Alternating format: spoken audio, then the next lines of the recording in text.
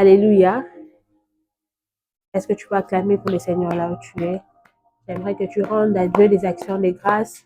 Le Seigneur qui t'a fait grâce de voir encore cette journée. Le Seigneur qui t'a accordé la vie. La Bible nous dit qu'il est doux et agréable aux frères de demeurer ensemble.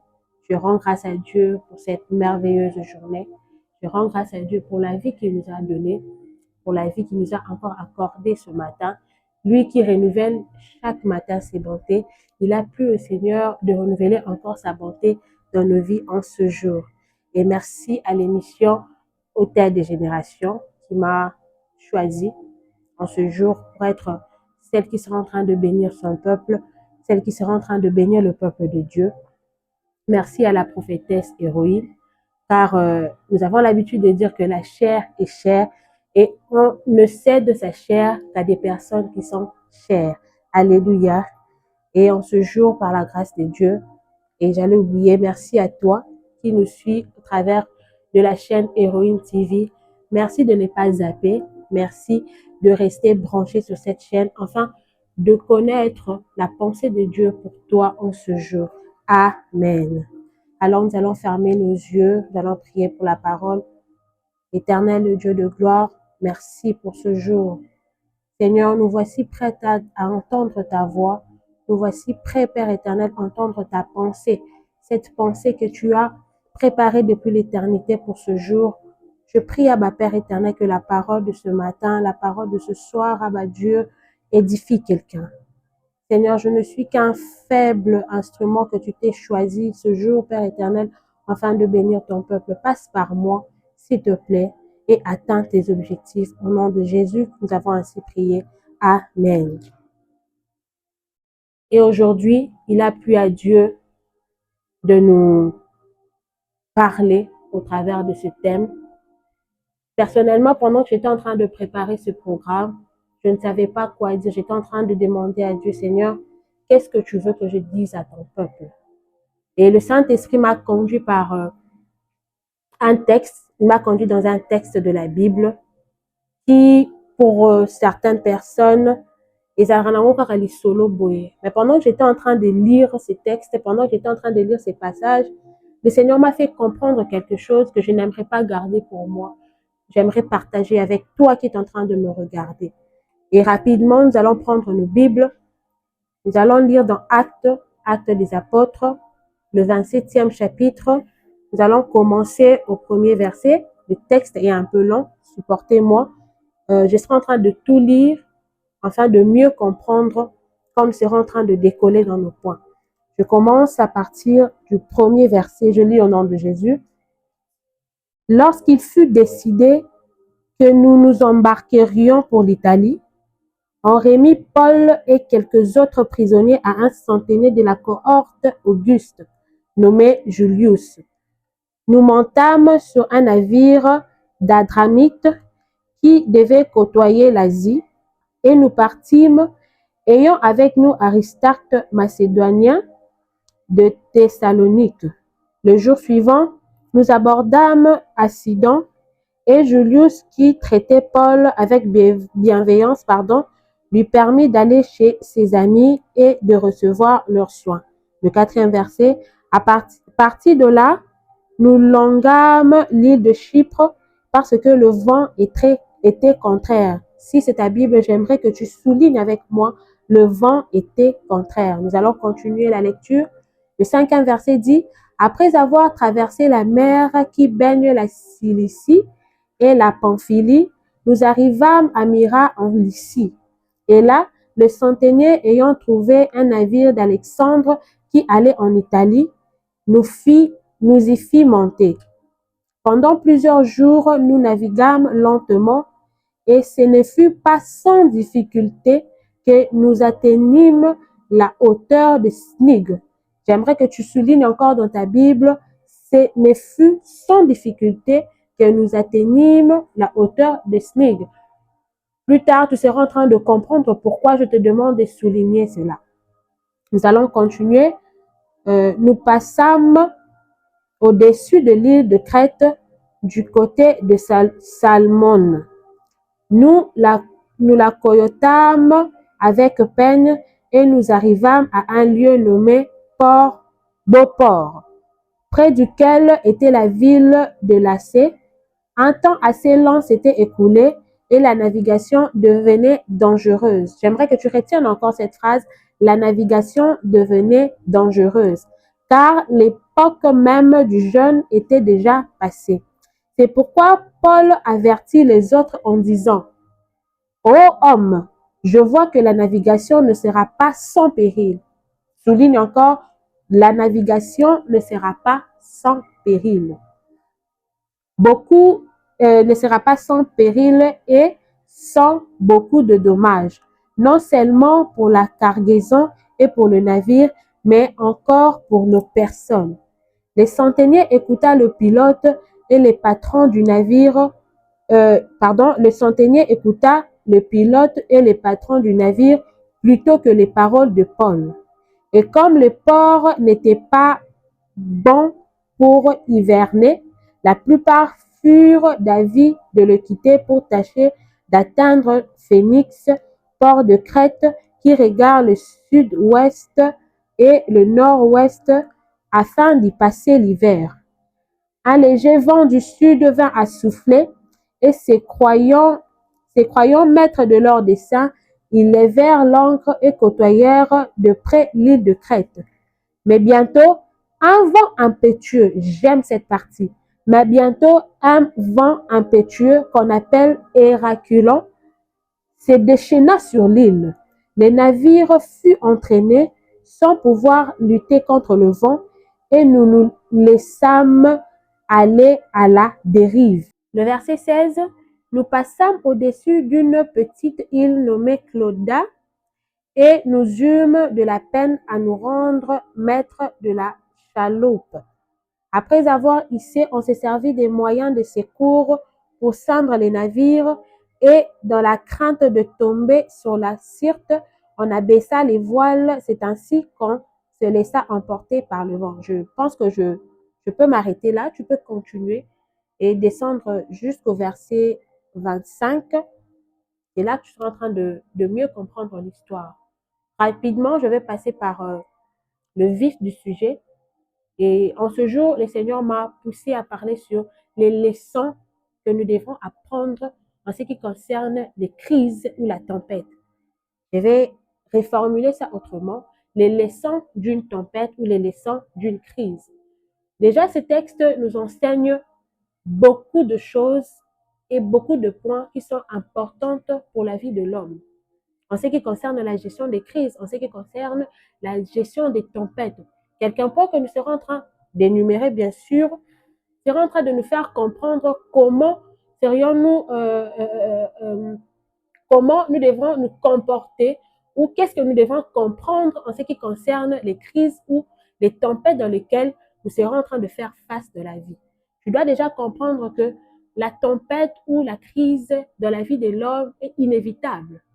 Chaque personne de la vie, dengue cursus ya bomo ezalaka, quelqu'un né, une personne née de la naissance à la mort, chaque individu traverse ne fût-ce qu'une petite période de crise ou de tempête. Alléluia.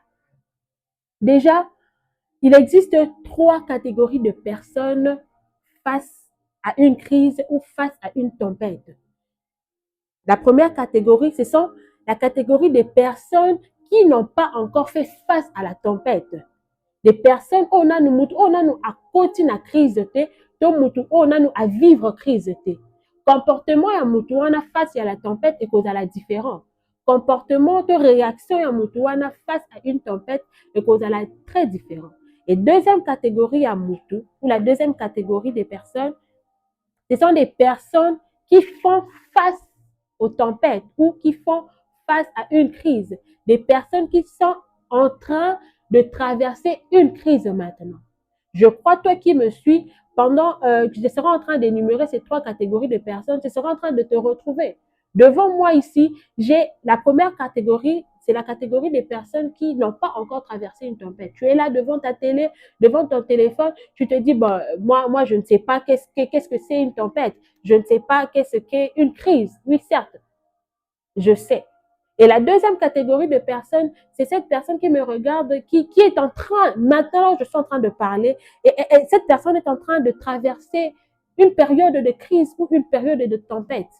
Cette parole aussi te concerne. Et la troisième catégorie de personnes, c'est la catégorie des personnes qui viennent de sortir d'une tempête.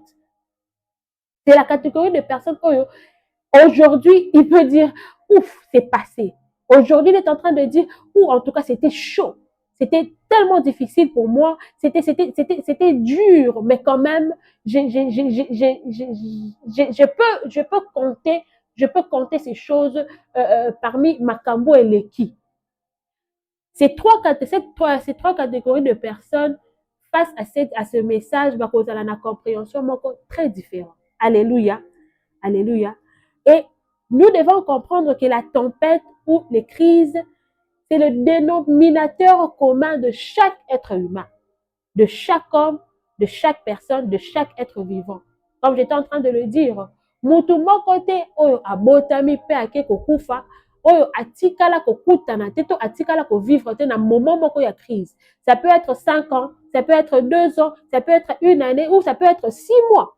Tout dépend de la durée, mais chaque personne, aucun être vivant ici sur terre et allant jusqu'à mourir ne peut dire qu'il n'est jamais passé par un moment de tempête ou par un moment de crise. Alléluia. Mais face à cette tempête, comme j'étais en train de le dire, nous n'avons pas la même perspective. La personne qui n'est pas encore entrée dans une tempête a une manière différente de voir la tempête. La personne qui est en train de passer par des moments de crise a aussi une perspective différente de cette personne qui vient à peine de sortir d'une crise. Alléluia. Et voici 4 grandes observations que j'ai faites personnellement avec l'aide de la Bible, bien sûr, sur une crise ou sur une tempête. Le premier point, j'ai dit, la tempête peut être individuelle ou collective. Il existe des crises individuelles ou des crises collectives. Je vais rapidement donner un exemple. Je donne l'exemple de Jonas. Dans Jonas, le chapitre 1, à partir du 1er verset jusqu'au 11e verset, Jonas a fait entrer tout le monde dans sa tempête. C'est une tempête collective. Pendant que Jonas était en train de fuir l'appel, pendant que Jonas était en train de fuir la face de Dieu, il se retrouve dans une barque, dans un bateau. Oh, bazaki na bango na destination na bango mosusu. À la place à Kende Ninive, a dû une destination mosusu. Et la Bible nous dit que pendant que Jonas était dans ce bateau, la tempête a frappé. Un orage a frappé. Et cet orage a fait entrer tout le monde au bazaki tout à concerné. Alléluia. La crise est devenue collective. La preuve, pendant qu'ils cherchaient à calmer cette tempête, pendant qu'ils cherchaient à alléger le bateau, la Bible nous dit qu'ils ont commencé à jeter. Babandi ko buaka na mai bakamunyo se ba marchandise nyonso bazalaki na. Faute ya mutu moko, mais ekotisi batu nyonso na kati ya faute wana. Alléluia. Et le deuxième exemple que je veux donner, c'est l'exemple de Jésus. Jésus est passé par un moment de crise individuelle. Il était seul à mourir pour nos péchés. Il était seul sur la croix qui a porté nos fardeaux. Pierre n'était pas là. Matthieu n'était pas là. Jean n'était pas là. Jacques n'était pas là. Quand il a fallu porter le fardeau du monde, quand il a fallu passer et boire cette coupe, même ces 2 disciples qui étaient venus dire à Jésus, Seigneur, quand tu seras dans ta gloire, mets-moi à gauche et mets l'autre à droite, n'étaient pas là. Jésus a traversé ce moment seul. Jésus est un exemple d'une crise, est un exemple d'une personne qui a traversé une crise ou une tempête individuelle. Alléluia. Le deuxième point, c'est la crise peut être déclenchée par une désobéissance. Je reviens avec l'histoire de Jonas. Tu peux être là, tu te dis, ben, je suis en train de passer par ce moment difficile, je suis en train de vivre cela, le travail, ça ne va pas, ma relation, ça ne va pas, X et Y chose m'arrive. Tu pleures pour les malheurs qui t'arrivent. Laisse-moi te dire, check un peu bien ta vie. La crise dans laquelle tu passes peut être déclenchée par une désobéissance, peut-être que tu ignores. Je reviens avec l'histoire de Jonas. La Bible nous dit, dans Jonas 1, du 1er au 3e verset, nous voyons le Seigneur donner une mission à Jonas. Va à Ninive, va prêcher la parole. Va à Ninive parce qu'il y avait des âmes là-bas qui devraient être converties. Il y avait des âmes là-bas qu'on devrait gagner. Mais qu'est-ce que Jonas a fait? Jonas a tourné le dos à l'appel de Dieu. C'était une désobéissance. Personnellement, moi, je peux dire que Jonas avait péché contre Dieu.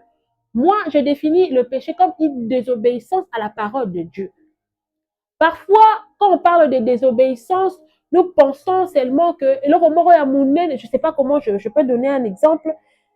On te dit par exemple, mon frère, ma soeur, aujourd'hui tu dois jeûner de 6h à 18h. Toi, tu arrives à 12h, bon, moi, je suis fatiguée, j'ai faim. Bon, les gens dans cas jeûne. Tu minimises, mais pourtant tu oublies que c'est un ainsi dit l'Éternel qui peut déclencher aussi une tempête ou une crise à la fin. Quand tu n'arrives pas à obéir exactement ce que le Seigneur t'a dit, et cette désobéissance peut déclencher un moment de crise, un moment de tempête dans ta vie. Alléluia. Et comme 3e point, tu vas t'étonner, même moi, même quand j'étais en train d'écrire ce message, j'ai dit, bon, Saint-Esprit, qu'est-ce que tu dis? La crise ou la tempête peut aussi être causée. Au 2e point, je dis par une désobéissance, mais au 3e point, je dis par une obéissance. Tu vas aussi t'étonner. Tu t'étonnes, mais comment ça, une obéissance? Le Seigneur me dit de faire X choses, je le fais, et puis après, je déclenche une tempête ou une crise. Oui. Je vais te dire oui. Une obéissance à la voix de Dieu peut aussi te faire entrer dans une tempête. Quand je dis cela, je vois les apôtres, les disciples dans la barque avec Jésus dans Marc 4, 35 à 37. Le Seigneur leur a dit, allons de l'autre bord. Pendant qu'ils étaient là de l'autre côté, le Seigneur leur a donné un ordre qu'ils ont obéi. Mais qu'est-ce que la Bible dit? Le vent est devenu contraire. Face na katikati ya mai bakutani na tempête, bakutani na moment ya crise, oyo komi même ko réclamer bango bakota na kati ya mai. Mais tu vas me dire, mais comment ça? Ils ont obéi à la voix de Dieu. Ils ont obéi, le Seigneur Jésus leur a dit, traversons, allons de l'autre bord, passons de l'autre côté. Mais le Seigneur pouvait quand même kangata mupepe wana bon, bana nanga babato si liloba na ngai. Na empêché eloko oyo esalema te, na empêché mupepe oyo ebeta bato na bango te, na empêché. Mais le Seigneur a laissé que cette tempête frappe leur barque. Alléluia. Les moments difficiles de laquelle tu passes ne sont toujours pas l'épreuve d'une désobéissance. Quand je serai en train d'avancer, tu vas me comprendre pourquoi, même parfois quand nous sommes dans la voie du Seigneur, même parfois quand nous sommes en train d'obéir exactement à ce que le Seigneur nous demande de faire, mais il nous laisse quand même passer par ces moments difficiles. Mais il nous laisse quand même que cette crise, que cette tempête s'abatte sur nous. Alléluia.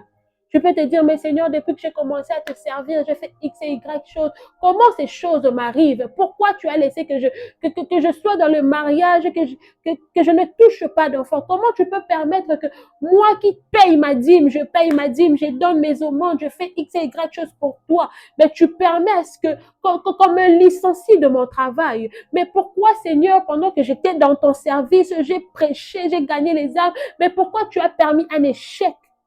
Laisse-moi te dire que le Seigneur a un plan. La Bible nous dit que le malheur atteint souvent les justes. Mais j'aime la continuité de la phrase. Le Seigneur en délivre toujours. Alléluia. Parfois, Dieu permet que dans ton obéissance, que la tempête s'élève. Pourquoi? Et je vais directement chuter avec le 4 points. Parce que Dieu utilise les crises ou les tempêtes pour nous équiper. Alléluia. Dieu utilise les crises ou les tempêtes pour nous équiper. Il sait que devant toi, il y a une grande destinée. Il sait que devant de toi, il y a de grandes choses qui t'attendent et il commence à te forger aujourd'hui et maintenant. Et il commence à t'équiper. Nous sommes comme de l'argile entre les mains du potier. Quand le potier prend l'argile, l'argile ignore la pensée du potier. L'argile ne sait pas qu'est-ce que le potier pense pour naïe. Et pendant que le potier sera en train de malayer l'argile, l'argile aura mal. Bon, j'ai une fois fait des recherches, comment est-ce que vase wana et salema. Bon, on a eu tous aussi, on appelle ça souvent mabele à kamba. C'est pas genre on prenait ça comme ça directement, tu donnes la forme, non. Argile, na forme nango brute et ça les l'autre côté. La première des choses qu'on fait, bandi kolongo la ba débris, bandi kolongo la ba saleté. L'argile subit une certaine transformation entre le main de potier, mais ça n'a jamais été facile parce qu'il doit aussi passer par le feu.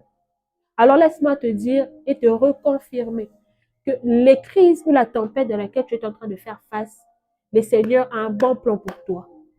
C'est juste pour t'équiper pour la grande saison qui t'attend. Alléluia. Alors rapidement, voici quelques leçons que j'ai personnellement compris en ce qui concerne une crise. 1. La crise peut être évitable, mais si et seulement si on écoute la voix de Dieu. Alléluia. Je reviens dans le texte, dans le verset 10. Paul leur avertit. Je t'avais demandé d'ailleurs de souligner cela. Il dit, c'est pourquoi Paul avertit les autres. Ô hommes, je vois que la navigation ne sera pas sans péril, sans beaucoup de dommages.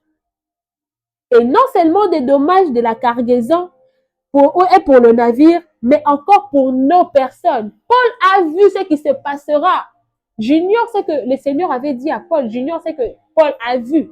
Mais Paul leur a averti de ne pas continuer à naviguer, de ne pas s'engager dans la mer, parce qu'il a su que la perte sera soudaine, que la perte sera certaine, si seulement si Bayokaki Paul, si seulement si ils ont eu à écouter la voix de Dieu au travers de Paul. Laisse-moi te dire qu'il y a des conseils qui ont la même valeur qu'un ainsi dit l'Éternel. Je peux voir Achitophel, où la Bible nous dit que Achitophel, ce qui a payé au conseil, les conseils d'Achitophel, ils ont qui n'a même valeur qu'un ainsi dit l'Éternel. Le Seigneur ne peut pas seulement passer au travers d'une prophétie pour t'alerter de quelque chose. Le Seigneur ne peut pas seulement passer par un prophète ou par ton pasteur ou par qui que ce soit pour t'alerter de quelque chose. Le Seigneur peut te parler à toi-même ou au travers d'un ami ou au travers d'une connaissance. Si seulement si tu écoutes cette voix, alors laisse-moi te dire que c'est possible de passer à côté de cette tempête. C'est possible de passer au travers de cette crise. Alléluia. Le deuxième point, c'est Dieu, généralement, devant une grande crise,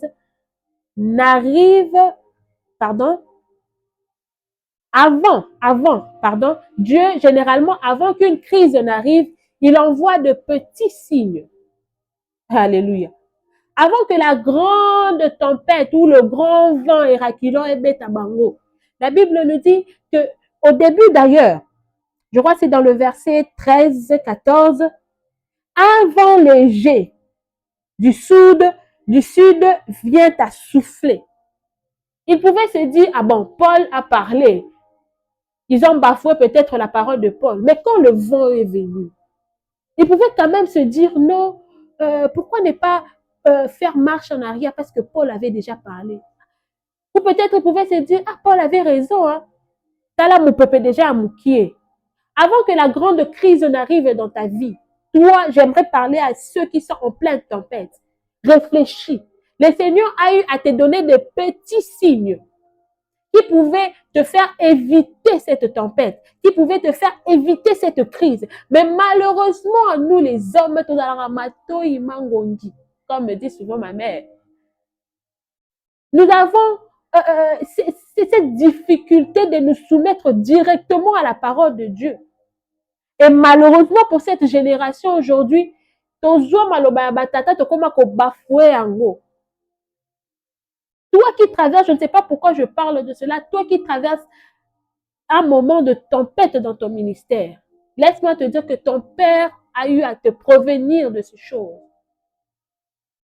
Mais tu n'as pas écouté. Le Seigneur nous envoie toujours des petits signes avant que nous puissions faire face à des grandes tempêtes. Alléluia. Alléluia. Comme troisième point, les pertes dans une tempête. Les pertes sont inévitables. Nous voyons la vie de Jonas pendant qu'ils étaient en train de traverser cette tempête. À cause de son désobéissance, a causé perte.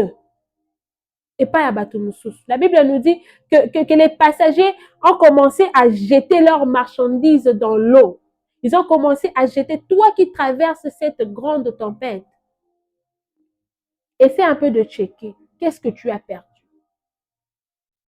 Quand nous traversons un moment de crise, quand nous traversons un moment de tempête, les pertes sont inévitables. Et ça passe au traverser tempête moko sans traverser ou sans connaître ces pertes. Sans connaître les pertes. Tu peux être là, tu as un problème, tu traverses un moment de crise dans ton ministère. Et quand perte, et tes collaborateurs sont partis, tu te retrouves seul.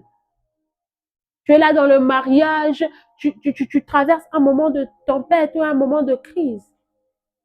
Et laisse-moi te dire, la plus grande perte dans la crise, c'est la perte de l'espérance. Quand nous traversons un moment de tempête, c'est la première des choses ou la plus grande chose que l'homme perd, c'est l'espérance. Donc, au Bungisina et Likia. Je peux voir les apôtres, même dans cette barque, la Bible nous dit, ils ont commencé à crier. Ils ont oublié même que Jésus avait dit, allons, traversons. Et face à cette tempête, ils ont perdu l'espérance.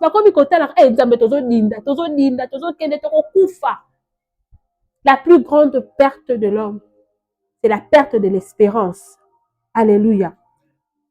Et quatrième leçon, la crise nous révèle le cœur de l'homme. J'ai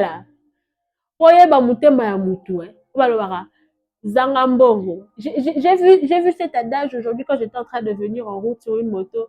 Le motard a écrit Zangambongo, oye bamabe à moi.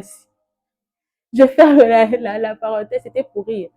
Genre, c'est une manière de dire que quand tu passes des moments difficiles ou quand tu passes des moments de crise, c'est là que Dieu te révèle vraiment le cœur de l'homme. C'est là que le Seigneur te fait voir qui est vraiment ton vrai ami. Je peux voir l'histoire de Job. La Bible nous dit pendant qu'il a tout perdu, même sa femme, sa propre femme, moi,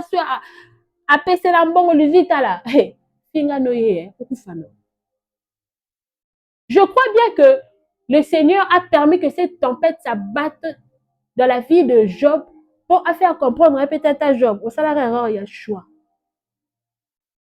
Le Seigneur voulait laver l'entourage de Job parce qu'il savait qu'après ça, il serait en train de lui donner le double et au-delà de ce qu'il avait perdu. Mais Job n'a pas seulement perdu sa femme, mais Job a eu à comprendre aussi l'importance de ses amis. J'ai vu les amis de Job venir lui réconforter pendant ce moment de crise, pendant que sa propre femme lui poussait à la mort. Mais les amis de Job sont venus lui redonner espoir. Alléluia. Alléluia. Alors, ces amis qui sont partis là, c'est cette femme qui est partie, cet homme qui t'a laissé là, c'est ces collaborateurs qui est parti. Ne le cherche pas. Il se peut que le Seigneur a permis qu'il parte pour que tu comprennes réellement qui il était. Pour que tu comprennes réellement le poids qu'il faisait en fait dans ta vie.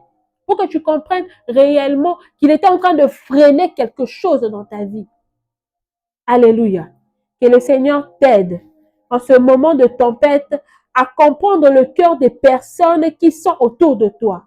Oh, je prie pour quelqu'un, que le Seigneur t'aide, qu'au travers de cette tempête, qu'il te révèle le cœur de chaque personne qui est autour de toi. Alléluia. Être bien entouré peut limiter les dégâts pendant la crise. Quand la femme de Job a voulu pousser Job vers la mort, mais ses amis lui ont redonné espoir. les amis de Job ont limité les dégâts de la vie. Je me dis peut-être que là, ça ne regarde que moi, qu'à un moment, penser à suicide comme là qui Job, je ne sais pas. Alléluia. Et le 5e point, Dieu nous donne toujours une parole de réconfort et d'espoir. Alléluia. Mutu moko te aleki sa moment ya tempête sans que le Seigneur lui donne ne fût-ce qu'une parole. La parole de Dieu devient claire et très claire quand nous traversons les moments de crise. Dieu se rapproche le plus de l'homme pendant ces moments de crise. Laisse-moi te dire, pendant que tu penses que le Seigneur est muet, pendant que tu penses que le Seigneur est aveugle, laisse-moi te dire que le Seigneur voit et il sait. Toi qui penses que le Seigneur t'a laissé expressément traverser cette tempête, laisse-moi te dire que le Seigneur a un bon plan pour toi après cette tempête. Le Seigneur a un bon plan pour toi, pour ta vie après cette tempête, après cette crise. Comme 6e point, je vais aller rapidement pour chuter. Il y a toujours une issue pour chaque tempête. J'aimerais annoncer à quelqu'un, aucune tempête n'est éternelle. Même si cela a fait 6 ans, 5 ans, 18 ans, 15 ans, laisse-moi te dire qu'aucune tempête n'est éternelle. Je peux donner l'exemple de mon pays. Je peux donner l'exemple de notre équipe nationale 52 ans après, pendant que nous avions perdu espoir, pendant que nous ne savions plus comment faire. Mais un jour, le Seigneur nous a surpris. Et j'aimerais parler à quelqu'un, dire et annoncer à quelqu'un ce soir ou ce matin qu'aucune tempête n'est éternelle. Peu importe la durée de cette tempête, ça finira par cesser. Ça finira par finir et tu sortiras de cette tempête. Pour tous ceux qui s'enfoncent, Jésus n'est jamais loin. Jésus n'est jamais loin et il nous tend toujours sa main. Je peux voir Pierre pendant que Jésus est en train de marcher sur l'eau. Il voit Jésus crier fantôme, fantôme. Non, ne craignez pas, c'est moi. Pierre a dit, si c'est bien toi, ordonne que je vienne. Jésus a dit, viens. Pendant que Pierre marchait, il marchait. Arrivé à un moment, Pierre a commencé à couler. Pierre a commencé, il a vu le vent à gauche et à droite qui est en train de souffler. Pierre a commencé à s'enfoncer et il cria, Jésus, sauve-moi. La Bible nous dit que Jésus étendit juste sa main. J'étais en train de réfléchir sur ces textes. Je me suis dit, si Pierre a commencé à s'enfoncer et il a crié, est-ce que Jésus lui sauve? Normalement, il fallait qu'il m'a dit, mais la Bible nous dit que là où Jésus était, il a juste étendu sa main. Cela veut dire que là où Pierre a commencé à s'enfoncer, Jésus n'était pas loin. Distance banda kokabola Yesu na Pierre ezalaki na mwa mingi te. O esengaki juste kaka Yesu atanda loboko po abimisa ye. Toi qui passes par ce moment difficile, je ne sais pas qu'est-ce que tu traverses, je ne sais pas qu'est-ce que tu vis. Laisse-moi te dire que Dieu n'est pas seulement le Dieu de nos fêtes. Il n'est pas seulement le Dieu que nous célébrons quand nous sommes joyeux. Il n'est pas seulement le Dieu que nous célébrons quand tout va bien dans la vie. Ce n'est pas seulement le Dieu de nos fêtes, mais c'est aussi le Dieu de nos tempêtes. C'est aussi le Dieu de nos crises. Cite-moi le nom de quelqu'un qui est passé par une crise et que Dieu ne l'a pas soutenu. Cite-moi le nom de quelqu'un qui est passé par une tempête et que Dieu ne lui est pas venu en aide.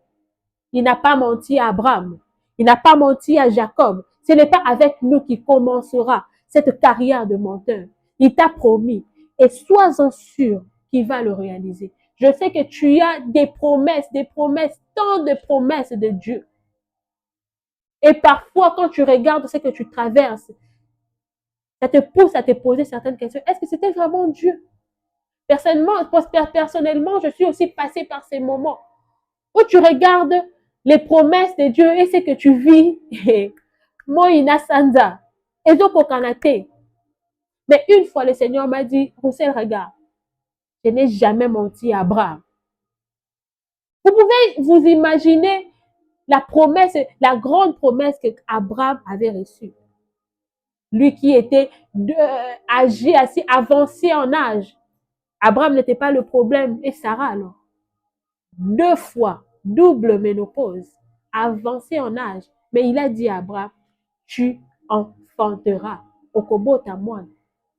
Année après année, année après année. Mais la prophétie est coca qui caca. Alléluia. Qu'est-ce que le Seigneur t'a promis? Et qu'est-ce que tu vis? Laisse-moi te dire que le Seigneur est aussi le Dieu de tes tempêtes. Laisse-moi prier pour toi. Seigneur, je prie pour mon frère et pour ma sœur qui me regarde, qui me suit maintenant. Seigneur, dans nos moments de tempête, Seigneur, tu nous donnes une parole d'espoir. Dans nos moments de crise, Seigneur, tu nous donnes une parole d'espérance. Et je prie que la parole, Père éternel, sortie en ces lieux, soit cette parole qui sera en train de réconforter encore mon frère et ma sœur qui me suit. Seigneur, je prie pour celui qui a perdu l'espérance, Abba Dieu. Sunga lisusu andima, lisusu na prophétie oyopesa. Seigneur, nous croyons, Père éternel, que tu n'es pas seulement le Dieu qui promet, mais tu es aussi le Dieu qui réalise. Au nom de Jésus, nous avons ainsi prié et nous disons Amen. Que le Seigneur vous bénisse.